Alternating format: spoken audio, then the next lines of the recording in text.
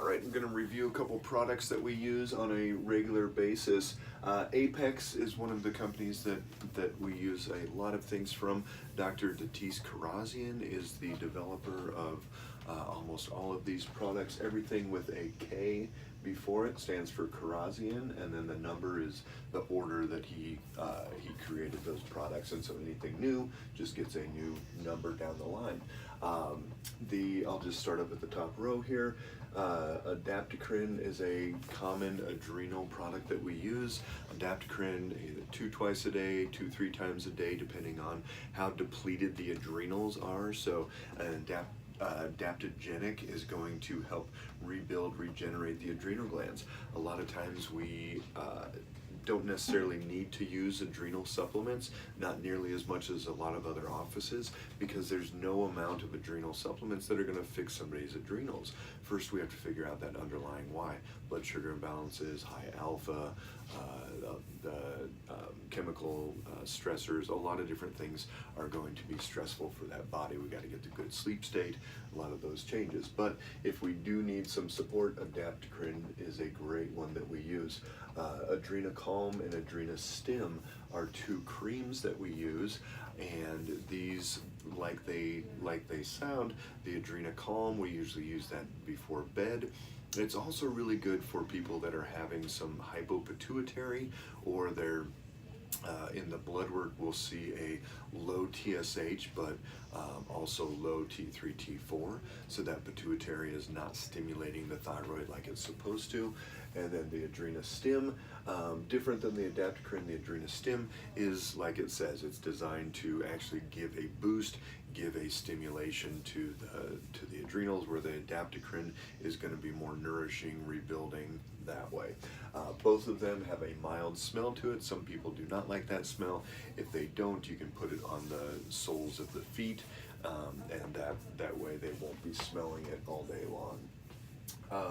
Another one that we use is the Dopatone Active. Dopatone is going to be for a couple different things for the brain. Dopamine is a neurotransmitter that we try to get from various things. Some people get it from exercise, from other stimulations like alcohol, different things. And yet the Dopatone, we use it for people that are having a lot of frustration, they'll have anger, they'll have addiction issues, things like that. So we use that one quite a bit as well.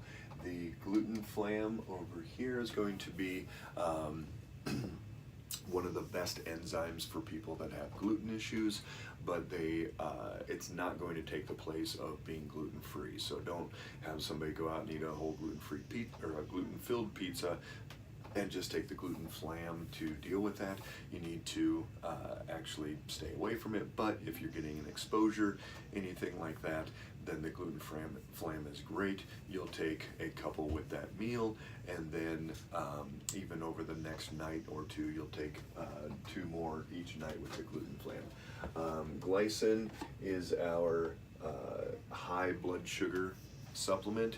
We don't need to use blood sugar supplements very much because we figure out and balance out that blood sugar with the blood sugar monitor. But glycin, for those people that it's still high, that's one of the first ones that we go with. We would do 2 or 3 times a day on that one, but that's definitely not our first step that we go with. HPLR, we go through quite a bit of HPLR.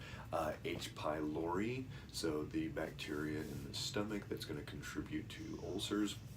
So if we see high neutrophils in the blood work and there's a lot of gut issues, very good indication that we have some bad bacteria, potentially that H. pylori in the gut. Over 80% of H. pylori is found in the small intestine, not the stomach, and so a lot of times we won't actually feel those ulcers, feel that damage. It will actually be in the small intestine, contributing to gut permeability and the small intestine lining issue in there. 2-3 times a day. If somebody truly has H. pylori, you want to do an entire month of that, and that is usually 2 bottles full of the HPLR.